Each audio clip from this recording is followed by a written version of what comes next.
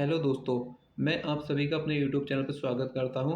तो दोस्तों, जैसे कि आप सभी को मालूम होगा कि कल आंसर की आ गई है जीडी की, एसएससी जीडी की। तो दोस्तों, हमने उसी का हिंदी का आज पेपर लिया है। तो दोस्तों, हम जितने भी पेपर होंगे 42 शिफ्टों में, सभी के हिंदी के, रीजनिंग के, जीएस के सब पेपर कराएंगे। तो उम्मीद है आप क्लास को पूरा देखेंगे साथियों।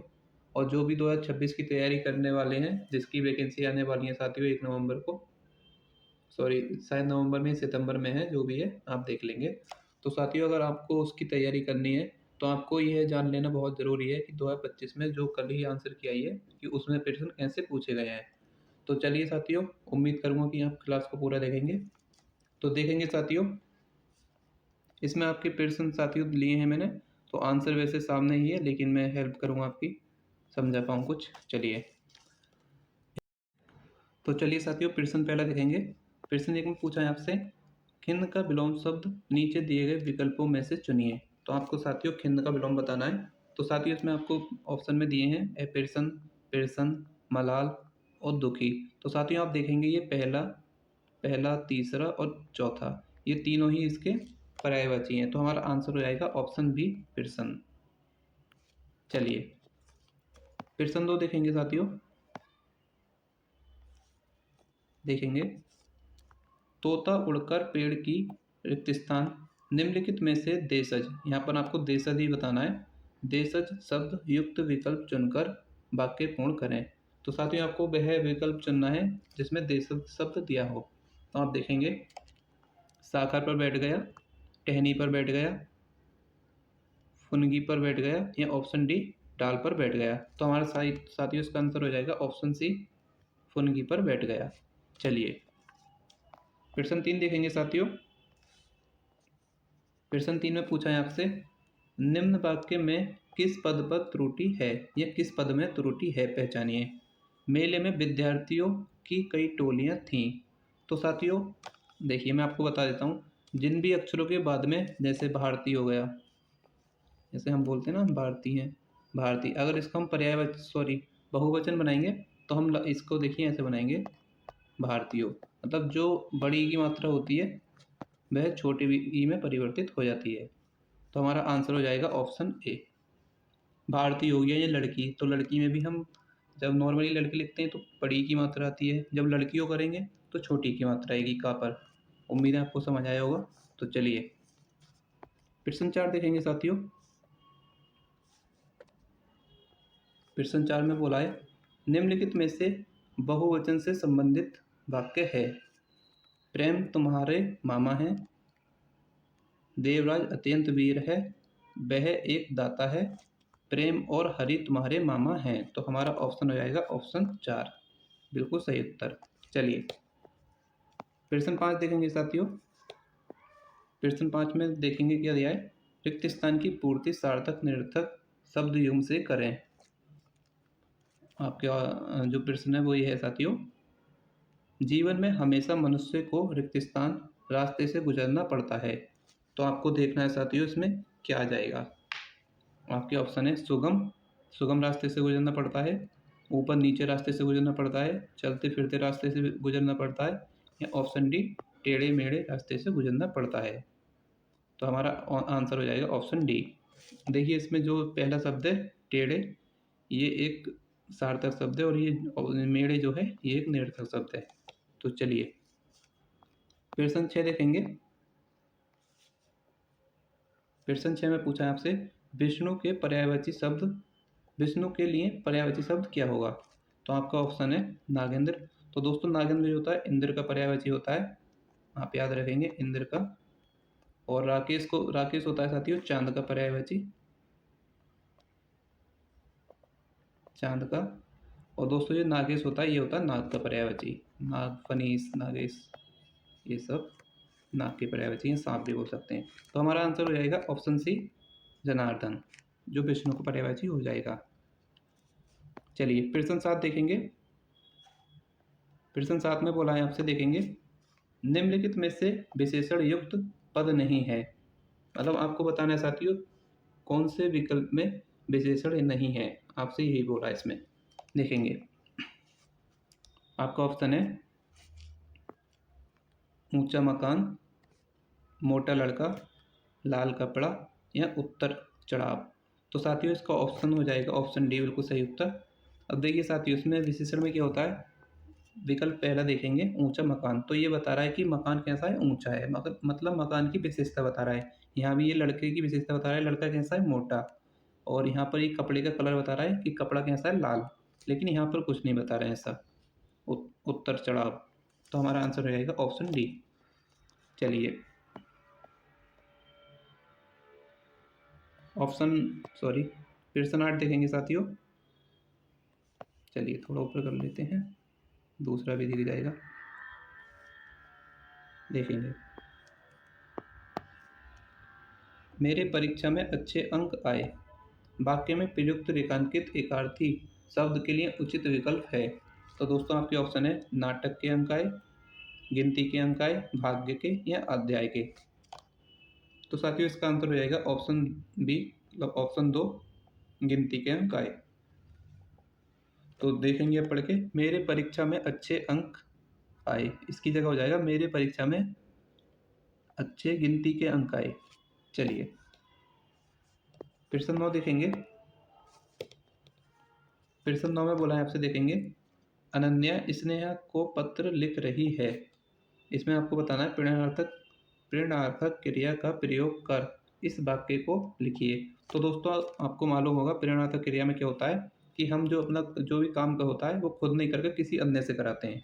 तो आपके ऑप्शन है, देखिए अनन्या स्नेहा से पत्र लिखवाती है, अनन्या स्नेहा को पत्र लिखेगी, अनन्या स्नेहा को पत्र लिख रही थी, अनन्या स्नेहा को पत्र लिख सकती है। तो मैंने अभी बताया आपको कि इसमें क्या होता है, हम अपना कार्य दूसरे से कराते हैं किसी। तो हमारा आंसर रहेगा ऑप्शन ए, अनन्या स्नेहा से पत्र लिखवाती है। चलिए प्रश्न 10 देखेंगे साथियों। प्रश्न 10 में बोला है आपसे, निम्नलिखित में से उस विकल्प का चयन करें जिसमें उचित मुहावरे का प्रयोग नहीं किया गया है। तो साथियों आप पढ़ लेना इसको, इसका आंसर हो जाएगा ऑप्शन ए, नहीं तो क्लास बहुत लंबी चली जाएगी। चलिए प्रश्न 11 देखेंगे। प्रश्न 11 में पूछा है आपसे, 6 महीने का समय उपरोक्त वाक्यांश के लिए एक शब्द होगा। तो आपके ऑप्शन है छठी, छठवा, छठी, छठवा, छमाही या छमाही। तो साथियों इसका उत्तर हो जाएगा ऑप्शन डी, छमाही। छमाही बिल्कुल आंसर सही हो जाएगा हमारा। और दोस्तों अगर आपसे पूछा जाए 15 महीने का, तो आप बताएंगे, आप याद रखेंगे साथियों 15 महीने को बोलेंगे हम पाक्षिक, ये भी याद रखना है आपको। चलिए प्रश्न 12 देखेंगे। प्रश्न 12 में बोला है आपसे, निम्नलिखित वाक्यांश हेतु सार्थक शब्द की पहचान करें जिसकी उपमा नहीं दी जा सकती। तो साथियों उसको बोलते हैं हम अनुपम, इसको अद्वितीय भी बोलते हैं हम, जिसके जैसा कोई ना हो। चलिए प्रश्न 13 देखेंगे। प्रश्न 13 में पूछा है आपसे, निम्नलिखित में से शुद्ध वाक्य का चयन कीजिए। मैं प्रातःकाल के समय पढ़ता हूँ, मेरे पास केवल एक घड़ी है, इसके बाद क्या हुआ, यह कैसे संभव हो सकता है। तो दोस्तों आपको बताना है इसमें सही वाक्य। तो दोस्तों इसमें देखेंगे आप, देखिए अब मैं बताता हूँ इसमें गलती क्या है। पहले में इसमें बोला है मैं प्रातःकाल के समय पढ़ता हूँ, तो दोस्तों इसमें समय लगाने की कोई ज़रूरत नहीं थी। इसमें सही उत्तर होता है इसका मैं प्रातःकाल पढ़ता हूँ। ये नहीं, ये निरर्थक शब्द है बिल्कुल एक तरह से, मतलब इसका कोई मतलब नहीं था यहाँ आने का। और दोस्तों आपका ऑप्शन बी है, देखिए मेरे पास केवल एक घड़ी है, जो हमारा बिल्कुल सही उत्तर हो जाएगा ऑप्शन बी। इसके बाद क्या हुआ, यह कैसे संभव है, इसमें क्वेश्चन मार्क आना चाहिए था। चलिए प्रश्न 14 देखेंगे। प्रश्न 14 में पूछा है आपसे, यह वस्तु ग्राह्य है, उपरोक्त वाक्य में ग्राह्य शब्द का विलोम शब्द ज्ञात कीजिए या चयन कीजिए। तो साथियों ग्राह्य का मतलब होता है जो घर के लिए यूज हो या घर में रहे, और इसका हो जाएगा उत्तर ऑप्शन डी, त्याज्य, जो त्यागा जाए। चलिए ऑप्शन डी, सॉरी प्रश्न 15 देखेंगे। प्रश्न 15 में बोला है आपसे, इनमें से किस वाक्य में त्रुटि नहीं है? तो आपको ऐसा वाक्य बताना है जिसमें कोई त्रुटि नहीं है। तो देखिए आपका ऑप्शन ए है, तुम्हारा गांव किसका है? तो इसमें भैया किसका की जगह होना चाहिए था कैसा है या कहाँ है, तो हमारा बिल्कुल सही हो जाता। तो इसमें किसका की जगह कैसा या कहाँ होना चाहिए था। और आपका ऑप्शन 3 है, आपकी बातें बहुत मीठा है, तो यहाँ पर मीठा नहीं मीठी होना चाहिए था।